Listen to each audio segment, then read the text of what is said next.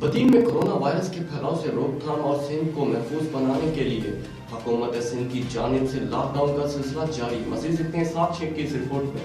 بدین corona virus سے بچاؤ کے لیے سندھ حکومت کی جانب سے اعلان کردہ لاک ڈاؤن کی وجہ سے زندگی مفلوج ہو کر رہ گئی ہے۔ وہاں بدین کے منو بھائی تھیلیسیمیا سینٹر میں روزانہ کی بنیاد پر بچوں کو خون کی فراہمی میں مشکلات پیدا ہو گئی ہیں۔ 8 روز سے مسلسل لاک ڈاؤن کی وجہ سے خون کا عطیہ کرنے والے کی انتہائی کمی آ گئی ہے۔ اس مشکل گھڑی میں بدین کی نوجوان سگاک تحریک اور دعوت اسلامی اور خواجہ جماعت کی جانب سے خون کے عطیے کے کیمپس قائم کر دیے گئے ہیں اور 100 سے زائد خون کی بوتلیں عطیہ کرنے کے ساتھ نوجوانوں نے لاک ڈاؤن ختم ہونے تک یہ سلسلہ جاری رکھنے کا اعلان کیا ہے۔ یاد رہے منو بھائی تھیلیسیمیا سینٹر میں سندھ کے مختلف اضلاع سے تعلق رکھنے والے تھیلیسیمیا میں مبتلا 500 بچے رجسٹرڈ ہیں جن کو روزانہ خون کے علاوہ ادویات بھی مفت فراہم کی جاتی ہیں، لیکن مسلسل لاک ڈاؤن کی وجہ سے اور بجٹ کم ہونے کی وجہ سے سینٹر کو مشکلات پیش آ رہی ہیں، جس کے باعث مریض بچے شدید مشکلات کا سامنا کر رہے ہیں۔ کیمرہ مین ٹیم کے ساتھ اسحاق شیخ، راز نیوز بدین۔